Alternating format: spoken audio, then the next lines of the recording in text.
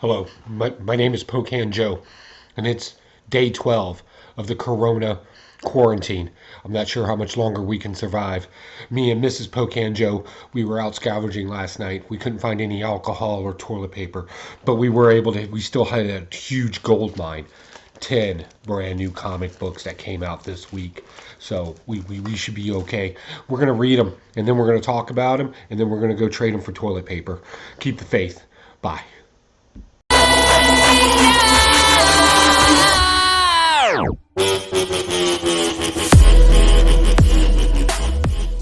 Hey, what's going on, you wonderful weirdos? How you been holding up during this pandemic? Hopefully you guys are being safe. My name's Pocan Joe, and as always, you're pretty cool for swinging by. If this is your first time to the channel, basically I take comic books, I review them, see if there's any meaning or anything behind them, and then I share it with you here in the channel. So if you like what we do, definitely comment down below, like, subscribe, share, all that good stuff. We do appreciate it. So without further ado, I was surprised to get comic books this week. I saw the article, like a lot of you, at Bleeding Cool, where no comic books were going to be distributed. Somehow or another, my comic book store, Zeno's, got their books. Apparently I got some more coming too from my comic book shop. I hope they're not repeats, because that would just be the worst. I know. So let's break down this week's comic books and talk about them. Again, comment down below if you read any of these and what did you think about them. I definitely want to know. So first we're going to start off with DC this week. We got a basket full of heads. So this comic book kind of goes through its ups and downs, where it's kind of, it's like really good, and then it gets boring, and then it gets good again. It's a suspense thriller type story. Nothing too superhero-y about it. We got a magical axe in it. That's about it. Everything that takes place in the 80s. In this particular one, we find out that the sheriff's son is, well, we already knew he was a douchebag, but how much of a douchebag? Well, we found out. And the answer to him being a douchebag was having his head lobbed right off with this magical axe. So now our heroine, she has three heads in a basket, and hence the title. It's kind of like grilled cheese sandwich, right? The recipe's in the title. So yeah, that's happening, and of course they're reflecting on themselves. So she sets up a trap to go save her boyfriend, who's out on a boat, and the chief, who's been dealing drugs. Basically just marijuana, from what I understand in this, but it was the 80s, and there were some real jerk places back then. So that's been happening in this. She goes out there and saying, but come to find out, the code word was Toyota in the CB transmission to let him know that something was up. So basically, he beats her like bad, like man beats her. Like, I don't know how else to describe it. Ties her to an anchor and chucks her butt overboard. And that's where we get left off. So yeah, this was one of those up ones. I can't imagine the next one being down, so I'll be picking that up too. But yeah, this is definitely one of those reads. It's one of those odd reads, but I'm really, really enjoying it. So Detective Comics, I said the last time I picked one of these up, I don't know why nobody ever thought of this before, where Two-Face is the leader of a cult. In this cult, they kind of play with this kind of concept called flippism. Yes, it's a real word. Basically, it's a pseudo-philosophy of nothing really matters, the decisions while you go through it. So flip a coin. Hence the term, again, the grilled cheese sandwich scenario. So yeah, it kind of deals with that in here. So tonight, in this particular issue, Two-Face flips his coin. They decide that they're going to help the cops and be good guys that night. And they do. Which is really weird. Also, Batman needs to get into the courthouse, into the underground part of it, where it's really, really old and ancient, because that's where he figured out that the cult is actually meeting up. He finds a connecting variable between all of the villains in this one, or the henchmen, I should say, in this one, where they were all basically... Harvey Dent was their lawyer, and they were in court, and they were all terminal. A lot of action in this, a lot of grief. Really digging this. Good job. I'm enjoying this arc with Two-Face, because it's kind of hard to make Two-Face like not be a gimmicky type character. I think they're doing a good job in here, and of course they're playing with that split personality syndrome in here as well. Moving on, believe it or not, I went ahead and picked up another one of these horribly, horribly drawn Action Comics, and the art has not changed in this. This is, somebody just checked out on this book in the art. But I'm digging this story. The story's actually kind of cool. In this, we got Doom, Justice League, Leviathan, the Red Cloud, or the Invisible Mafia, I think is what they prefer to be called. Just can't seem to get along and agree at no point in this. And they're all against each other and screwing each other over. We already knew Leviathan did this to Doom, but we did not know the extent of the Red Cloud's role in all this, and we get that in here. Now, was it good? Not particularly. Like, it didn't make any sense why all of a sudden she did not want to fight Superman. Like, she had no problems with kicking his butt like 18 issues in a row, but in this one, she's like, nah, forget about it. And I'm like, why are you doing that? And also, we still got to deal with the fact that, Superman revealed himself as Clark Kent again. Because the Amanda Waller, not Oprah Winfrey look-alike in this thing said so. I don't know. So moving on. And that was all my DCs. Like, I did not get a lot of comic books this week. Something that I actually kind of enjoyed was this Road to Empire. I'm on board with this. This kind of picks up right after Meet the Skrulls, if you read that issue, which was a great issue, by the way, or a great arc. This is mostly the history of the Kree and the Krill and kind of why they hate each other. And we get a lot more insight, because it's been a while since we've heard about both of them and their major war in any mainstream comic book story. So we get that in here. We find out the history of a character named Qua, which in French is weird because it means what. Also, we find out that Hulkling is half Kree and half Skrull as well. But also in this new emperor that's out there, he's also a half and half too. So what does that mean? Well, it means the Kree and the Skrull are going to team up together and everybody's going to get along and it's going to be great. And they're going to destroy Earth because, both sides have had problems with Earth. Why not? So now we're going to get our heroes together to battle that. I think we got another epic battle happening. Yes, but I'm kind of digging this because it kind of makes sense with it being an entire two different worlds or empires. Hey, it's in the title. There's that grilled cheese sandwich again. Yeah. Moving on. I picked up Hellions #1. And I'm scared of this book. I'm legitimately scared. I like the idea of Mr. Sinister having a team again. I like how they mentioned that they couldn't be the Marauders because Kitty Pryde, kind of stole that title. But my fear is this is going to go on like Marauders did and some of these other kind of branch off X-Men type stories where they start off really good, man. You're just into it and you're digging it, and then all of a sudden it just becomes a snooze fest. Like, a lot of that has been happening with these kind of side stories. I hope that doesn't happen because I'll be picking up more of this. Unfortunately, I couldn't get X Factor because I wanted to see at least the beginning stories of that to see how that's going to kick off. A lot of good stuff going on in here, too much to even mention. But definitely check this out as I kind of skim off to the side here and look at my notes. So yeah, their team, it should be referenced. Their team's kind of like a knockoff of the Suicide Squad. Like there are all the bad mutants that just can't seem to get along with everybody else and understand this rule of no killing humans, no hurting each other, that kind of thing. It's a bunch of them. And it's a bunch of the characters that kind of maybe have been kind of obscured, like Wild Child. Like, does that mean anything to anybody? I vaguely remember that character, along with Psylocke being second in command here, and it's the good-looking Psylocke. It ain't the ugly-looking one. I'm sorry, I'm a guy. I can say that.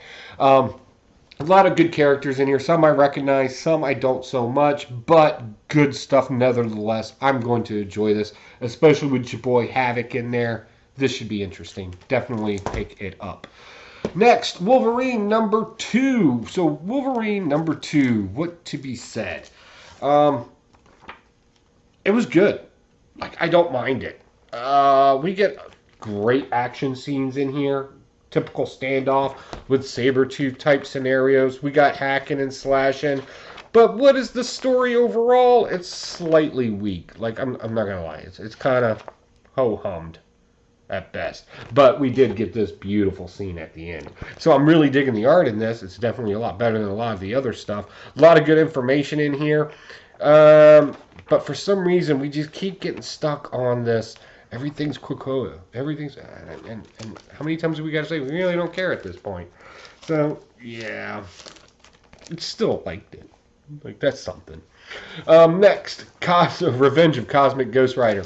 So in this story run, where'd Cammy go? Well, Cammy was the girl that Cosmic Ghost Rider, or we'll just call him Frank Castle at this point, because it's really the Punisher. Um, he's been trying to save her from making the same mistakes he did, right? Because he's like super old and he's super violent and he doesn't want to see this girl's soul get tainted.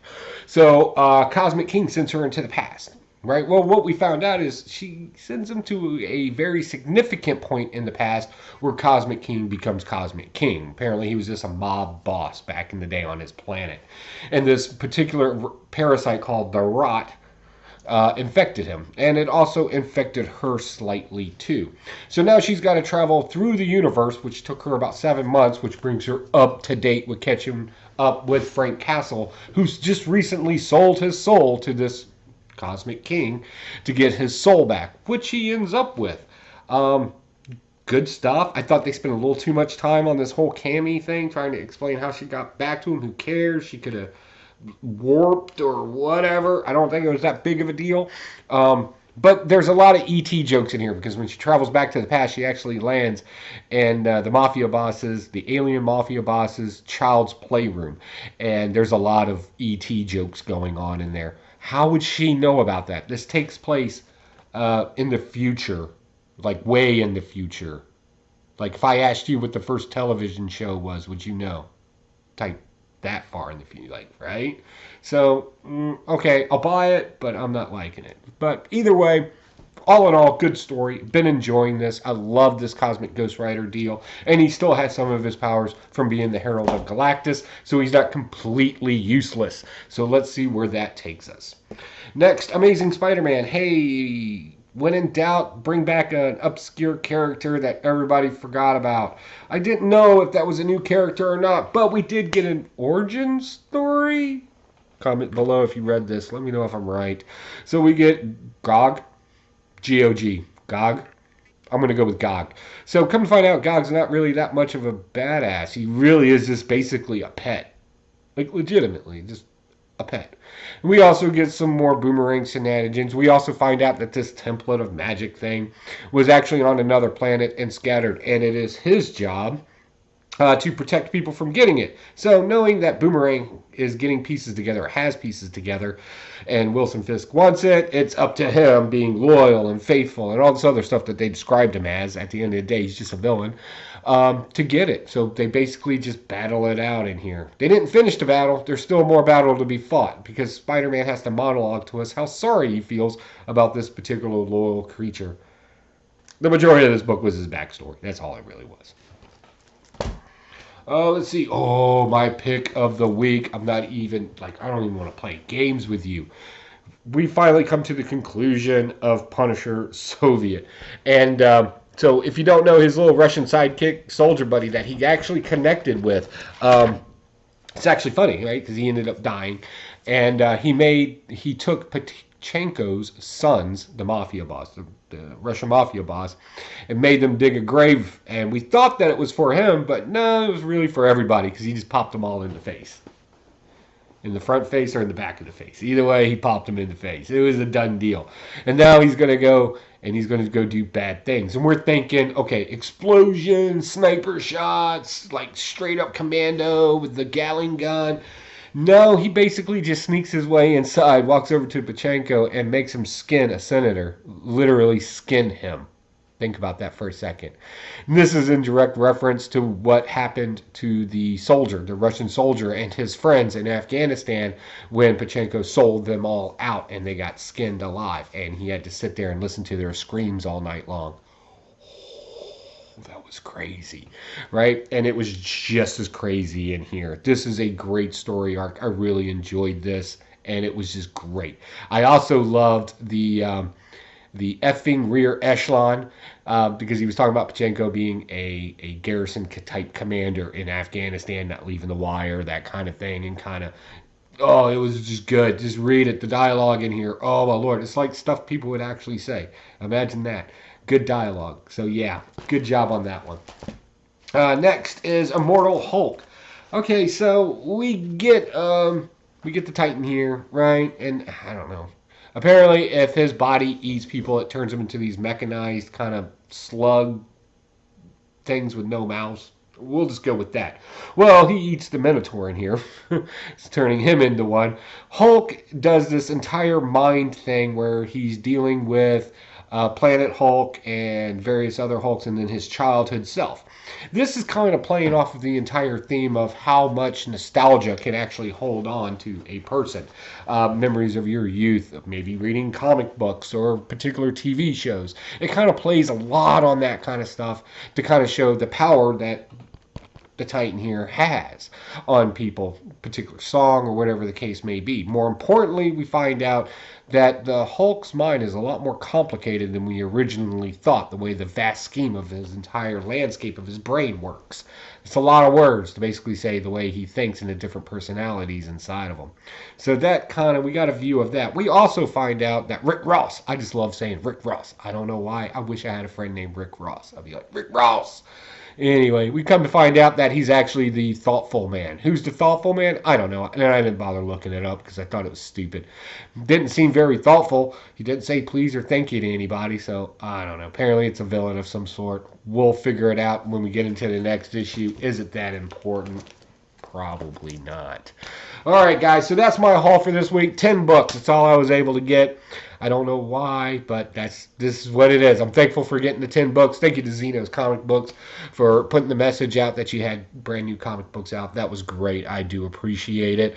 Also, how are you holding up in this pandemic? Comment down below. What are you doing? I'm about to lose my mind. I've been teleworking. All my extracurricular activities like the Legion, the Masonic Lodge, just regular hanging out at various places has all been shut down. So me and my wife have had to spend a lot of time together. I don't know how that's going to work. I love her, don't get me wrong, but oh my lord. Oof. Also, I learned, you want to do a science experiment real quick? Check this out. I wanted to know what the difference between a good backing board and a bad backing board was. And they're both the same thickness, mind you. So here's what I found out. You can actually determine by sound, right? Because as mass hits air, right, it should wobble more. I'll show you an example. If you hear that. All right, now listen to this one. Right? Same thickness, same everything, right? Very flimsy. Solid. That's the good one. That's the garbage one.